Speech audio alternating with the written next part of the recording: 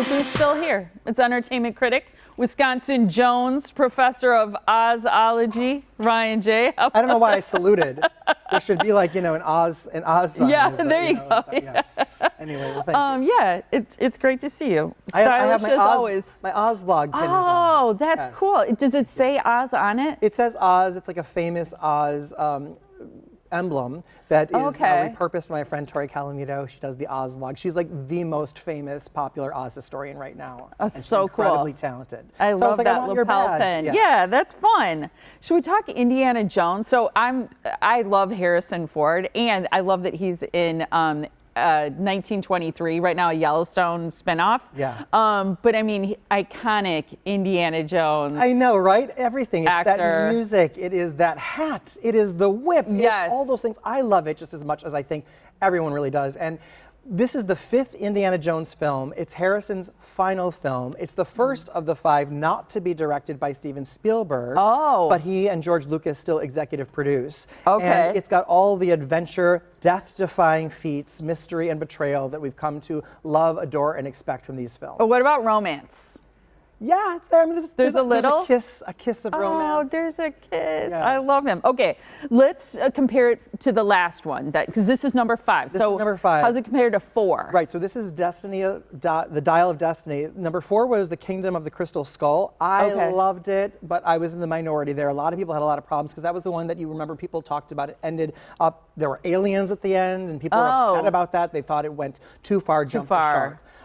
This one doesn't go there. This one resets back to like much more realistic, hyper-realism science fiction and adventure that could be drawing back upon, world history and archaeology and all the great things that we come to expect. So it sort of resets that.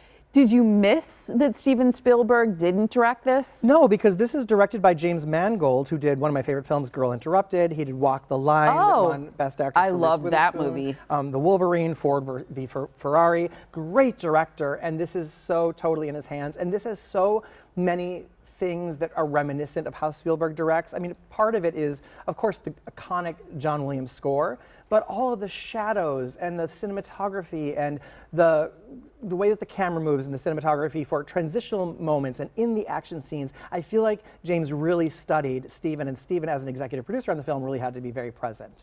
I want to talk about the cast.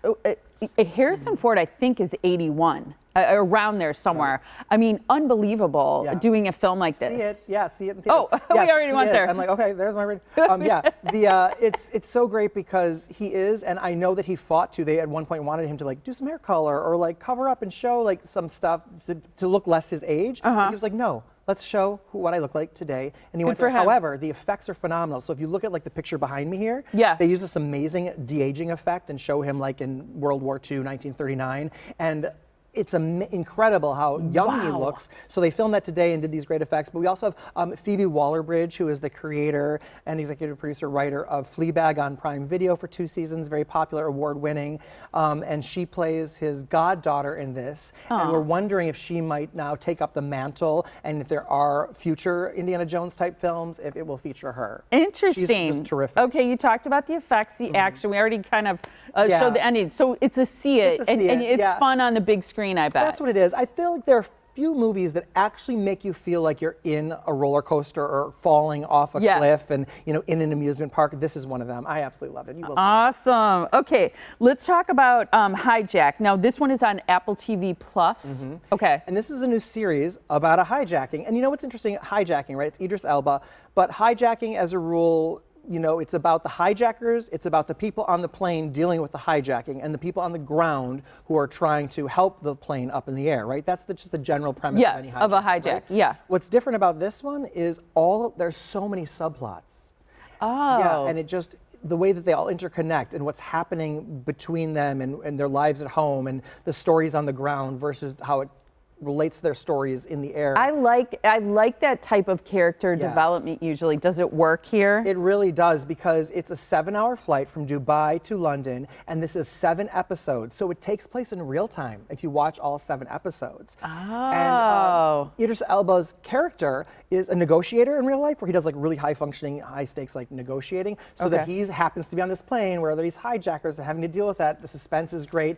His methodology of trying to get under the skin of these hijackers, not only to save himself, but everyone else in the plane and potentially where the plane might crash into. It is phenomenal. Stream it. I think the first 2 episodes are out now, but I think the next episode comes out on July 4th, and it's a really, really great show. I would love to see this. I can't remember if I have Apple TV Plus, but I think my husband would like that too. Oh, totally. You both would like it. Really There's a lot cool. of great stuff on Apple TV Plus. Okay, that's fantastic. Great job today. Stick around. Don't Will go do, anywhere. will do. And you can follow Ryan J on social media at Ryan J Reviews. And for his full archive of entertainment reviews, be sure to check out his website. It is ryanjreviews.com.